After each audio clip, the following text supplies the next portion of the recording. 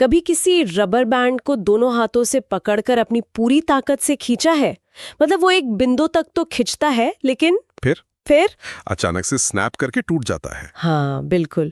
और उंगलियों पर जो जोर की चोट लगती है ना, वो असल में सालों से जमा हुई ऊर्जा का बस एक माइक्रोसेकंड में बाहर आना है। बहुत सही उदाहरण दिया आपने। तो आमतौर पर जब हम पृथ्वी के बारे में सोचते हैं तो हमें लगता है कि हमारे पैरों के नीचे की ये जो जमीन है, ये एक ठोस, शांत और एकदम स्थिर चट्टान है, जो कि सच नहीं है। बिल्कुल सच नहीं है।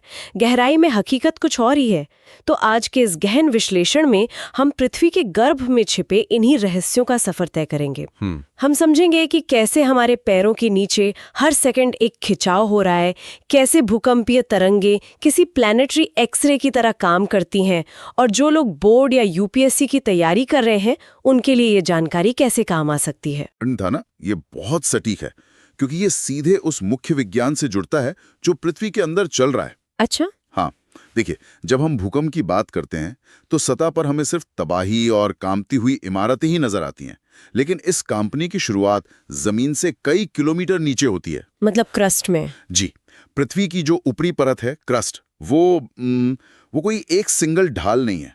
ये एक क्रैक पजल की तरह है जिसमें बहुत सारी दरारें हैं और इन्हीं दरारों को फॉल्ट लाइंस कहा जाता है। ठीक है, आइए इसे थोड़ा विस्तार से समझें। तो अगर मैं इसे सही से विजुअलाइज कर रही हूँ, ये जो टेक्टोनिक प्लेट्स हैं ये लगातार मूव कर रही हैं। लेकिन फॉल्ट लाइंस पर मौजूद चट्टानें इतनी भारी और खुरदरी होती हैं कि वे आपस में रगड़ खाकर लॉक हो जाती हैं, मतलब फंस जाती हैं। बिल्कुल, एकदम सही। क्यों नहीं हो जाती? यहाँ सबसे हैरान करने वाली बात यह है कि यहीं पर विज्ञान का सबसे अहम सिद्धांत काम आता है, जिसे हम इलास्टिक रीबाउंड थ्योरी कहते हैं। Elastic rebound theory? हाँ, चट्टान तुरंत टूटती नहीं है, बल्कि वो डिफॉर्म होती है। मतलब उसका आकार मुड़ने लगता है। जैसे आपने रबर बैंड को खींचा तो वो बिना टूटे ऊर्जा को अपने अंदर स्टोर कर लेता है ना। हाँ, बिल्कुल। ठीक वैसे ही ये फंसी हुई चट्टान भी उस मूवमेंट की सारी काइनेटिक एनर्जी को इलास्टिक स्ट्रेन के रूप में अपने अंदर जमा करती रहती है, और ये प्रक्रिया दशकों या सदियों तक चल सकती है।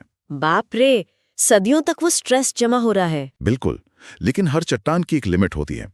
जब वो जमा हुआ स्ट्रेस चट्टानों के बीच के घर्षण या कहें फ्रिक्शन से ज्यादा हो जाता है, तो चट्टान अचानक से स्नैप करती है और अपनी पुरानी शेप में वापस आने की कोशिश करती है, लेकिन एक नई जगह पर। जी। इस स्नैप से जो ऊर्जा एक झटके में बाहर निकलती है ना, वही असल में भूकंप है। और ये जो रिलीज पॉइंट है, ये फोकस कहलाता है ना। मैं अक्सर देखता हूँ कि न्यूज चैनल्स पर हमेशा एपिसेंटर या अधिकेंद्र का ही जिक्र होता है।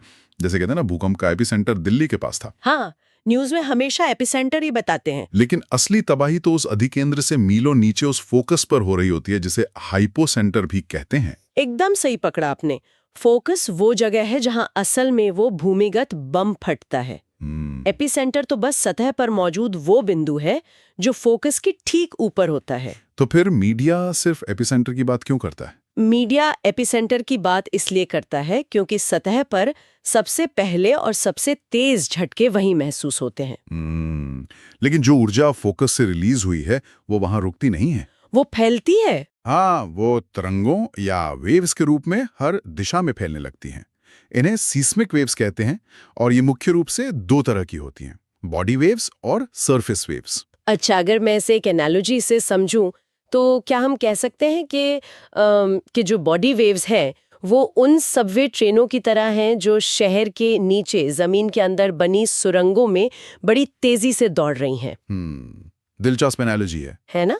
वे फोकस से पैदा होकर सीधे पृथ्वी के अंदरूनी हिस्सों से होकर गुजरती हैं, लेकिन जब ये ट्रेनें सतह पर पहुंचती हैं तब वो सरफेस वेव्स बन जाती हैं, बिल्कुल सतह पर चलने वाले उस भारी ट्रैफिक की तरह जो भले ही धीरे चलता है लेकिन तबाही ज्यादा मचाता है। हाँ, इमारतों को हिला देता है और सबसे ज्यादा तबाही मचाता है। देखिए, आपका सबवे वाला उदाहरण काम का तो है, लेकिन इसमें एक छोटी सी तकनीकी खामी है।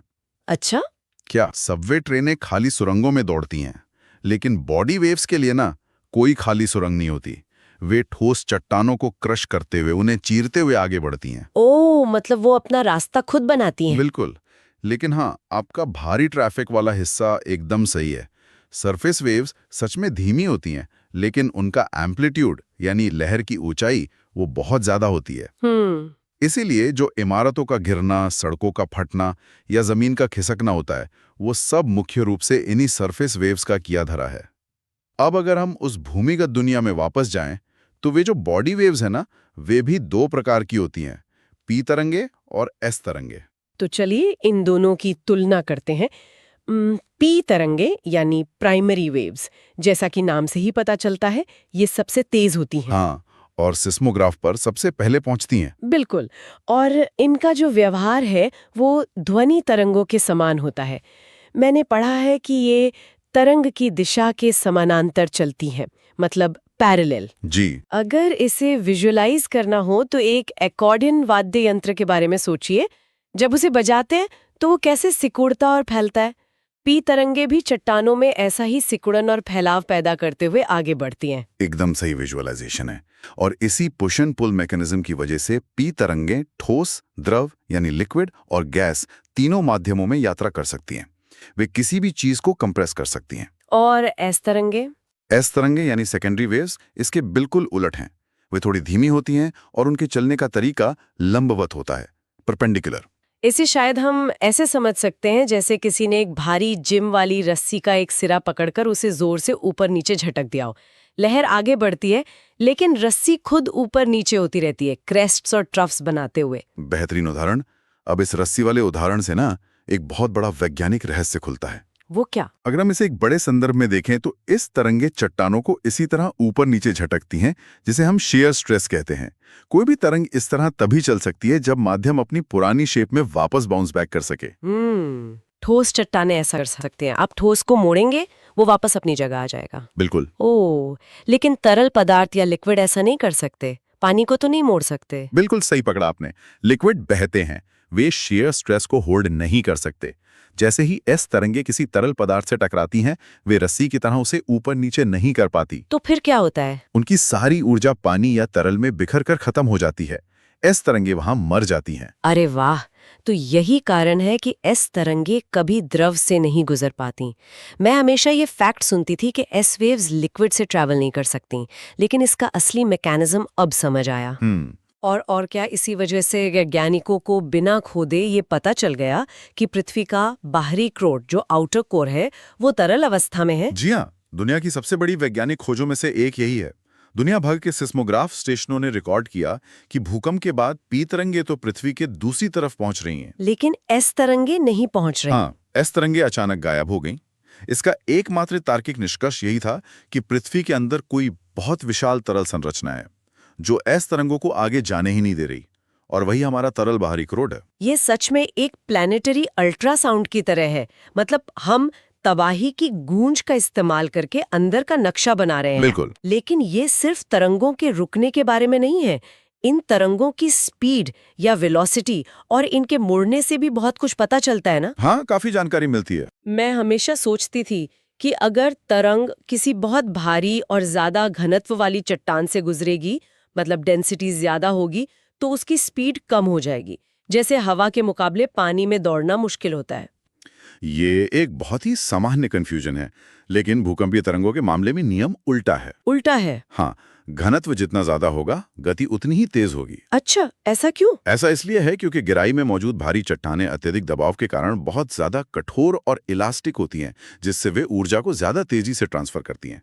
और जब ये तरंगे अलग अलग घनत्व वाली परतों में जाती हैं, जैसे क्रस्ट से मैंचल में, तो ये सीधी नहीं चलती, ये मुड़ जाती हैं, जैसे पानी के ग्लास में रखी स्ट्रॉ मुड़ी हुई दिखाई देती है। ठीक कहा। इस मुड़ने को अपवर्तन कहते हैं, रिफ्रैक्शन। और कभी कभी ये एक परत से टकराकर वापस लौट आती हैं, जिसे परावर्तन या रिफ्लेक्शन कहते हैं। जैसे डॉक्टर अल्ट्रासाउंड में ध्वनि तरंगों के वापस लौटने से शरीर के अंगों की तस्वीर बनाते हैं ना जी, वैसे ही वैज्ञानिक इन तरंगों के अपवर्तन और परावर्तन को मापकर पृथ्वी के अंदरूनी हिस्सों की सटीक सीमाएं तय करते हैं। वाओ! इसी से हमें पता चला है कि लिथोस्फीयर की गहराई लगभग 200 किलोमीटर तक होती है। यहाँ पर बात सच में बहुत दिलचस्प हो जाती है, क्योंकि इसी अपवर्तन और मुड़ने की वजह से एक बहुत ही रहस्यमय चीज बनती है, जिसे शैडो जोन कहते हैं। हाँ, शैडो जोन। ये मुझे हमेशा किसी साई-फाई फिल्म के बरमूडा ट्रायंगल जैसा लगता है, जहाँ सब कुछ गायब हो जाता है। देखिए, ये एक बहुत बड़ा और वास्तविक क्षेत्र है। जी। मान लीजिए पृथ्वी के टॉप पर 0 डिग्री पर भूकंप आया। 0 से लेके 105 डिग्री तक के इलाके में P और S दोनों तरंगें बिल्कुल साफ रिकॉर्ड होंगी। ठीक है। लेकिन 105 डिग्री से 145 डिग्री के बीच का जो क्षेत्र है, वहां दुनिया का कोई भी सिस्मोग्राफ कुछ भी रिकॉर्ड नहीं कर पाता। कुछ भी नहीं। कुछ भी नहीं। ये पूरा इलाका P और S दोनों तरंगों के लिए एक डार्क जोन या शैडो जोन बन जाता है। मुझे लगता है कि मैं इसका कारण समझ रही हूँ। जो P तरंगे हैं वे तरल बाहरी क्रोट से टकराकर इतनी ज्यादा मुड़ जाती हैं, मतलब रिफ्रैक्ट हो जाती हैं, कि वे इस 105 से 145 डिग्री के बीच के इलाके में उभर ही नहीं पाती। वे सीधे 145 डिग्री के बाद जाकर निकलती हैं। आपका डिडक्शन बिल्कुल सही है। तरल क्रोड एक बड़े लेंस की तरह काम करता है, जो P तरंगों को मोड़कर आगे धकेल देता है। लेकिन S तरंगे, वे तो तरल क्रोड में जाकर मर जाती हैं। बिल्कुल, इसलिए वे 105 डिग्री के बाद कभी लौटकर आती ही नहीं हैं। इसका मतलब S तरंगों का शैडो जोन तो बहुत ही विशाल होगा। बेहद विशाल। 105 डिग्री के बाद पृथ्वी का बाकी पूरा हिस्सा S तरंगों का शैडो जोन है। ये पृथ्वी की सतह का लगभग 40% हिस्सा कवर करता है। 40%। ये आंकड़ा सच में रोंगटे खड़े करने वाला है। खैर, अब तक हमने बात की कि टेक्टोनिक प्लेट्स के खिसकने से ये सब होता है और ज्वालामुखियों के फटने से भी भूकंप आते हैं, जो तार्किक लगता है। लेकिन जब मैंने गहराई से रिसर्च की तो एक चीज ने मुझे हिला कर रख दिया।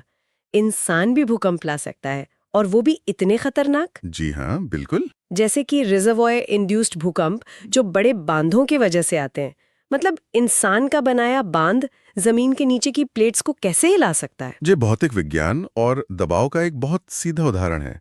जब आप नदी पर एक विशाल बांध बनाते हैं तो आप एक ही जगह पर अरबों लीटर पानी को रोक देते हैं। तो वजन बढ़ जाता है। हाँ, उस अथाह पानी का वजन क्रस्ट पर भारी दबाव डालता है। लेकिन असली खेल तब शुरू होता है जब वो पानी चट्टानों की सूक्ष्म दरारों में रिसने लगता है, जो माइक्रो फ्रैक्चर्स होते हैं। यानी पानी वहां एक ल्यूब्रिकेंट या चिकनाई का काम करने लगता है। बिल्कुल। गहराई में मौजूद फॉल्ट लाइन, जो घर्षण के कारण लॉक थी, ये रिसता हुआ पानी उस घर्षण को कम कर देता है, और जैसे ही चिकनाई के कारण घर्षण कम होता है, वो फंसी हुई चट्टान फिसल जाती है और भूकंप आ जाता है। बाप रे। इसके अलावा इंसानी गतिविधियां जैसे कि बहुत बड़े पैमाने पर माइनिंग या खदानें खोदने से भी कोलैप्स भूकंप आते हैं। जब हम जमीन के अंदर से लाखों टन खनिज निकाल लेते हैं तो ऊपर की चट्टानों का ढांचा कमजोर हो जाता है और एक दिन वो अचानक भरभरा कर धंस जाता है। ये सोचना ही डरावना है कि हमारा असर सिर्फ पृथ्वी के ऊपर नहीं बल्कि उसकी गहराइयों की मैकेनिक्स तक पहुंच चुका है। सच है। चलिए, अब जब भूकंप आ ही गया, चाहे प्राकृतिक हो या मानवीय, तो उसे मापा कैसे जाता है? बिल्कुल। अक्सर लोग रिक्टर स्केल और मर्केली स्केल को लेकर बहुत उलझन में रहते हैं। बहुत आम कंफ्यूजन है ये, है ना?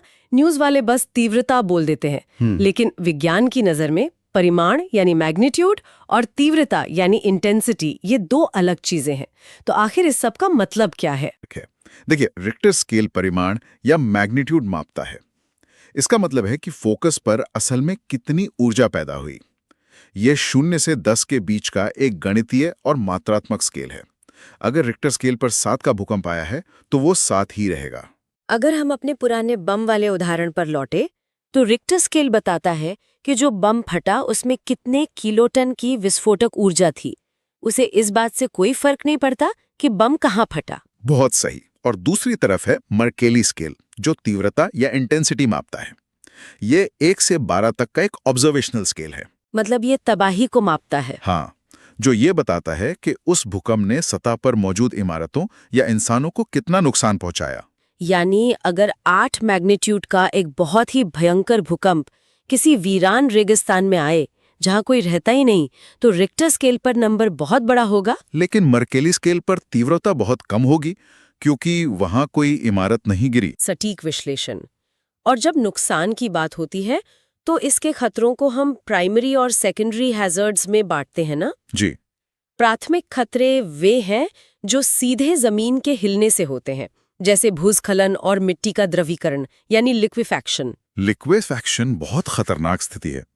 इसमें होता क्या है कि ठोस जमीन अचानक दलदल की तरह व्यवहार करने लगती है और इमारतें सीधे जमीन में धंस जाती हैं। हे भगवान। और सेकेंडरी खतरे वो हैं जो भूकंप के बाद की घटनाओं से पैदा होते हैं, जैसे आग लगना या सबसे भयानक सुनामी। मैंने हमेशा सोचा था कि सुनामी भूकंप के झटकों की वजह से आती है। ये भी एक मिथक है। झटके इसका कारण नहीं है। इसका मुख्य कारण वर्टिकल डिस्प्लेसमेंट है। वो कैसे?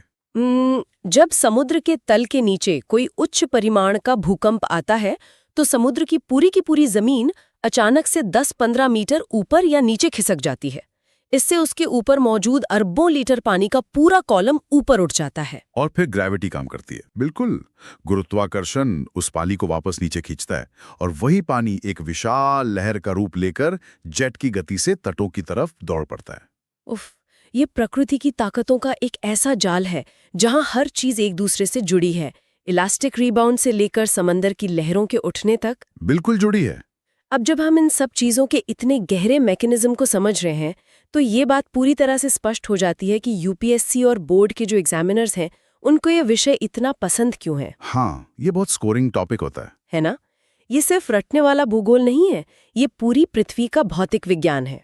अगर कोई श्रोता इन परीक्षाओं की तैयारी कर रहा हो तो इतने सारे तकनीकी डेटा को एक अच्छे उत्तर में कैसे पिरोया जाए? इससे एक बहुत महत्वपूर्ण सवाल उठता है।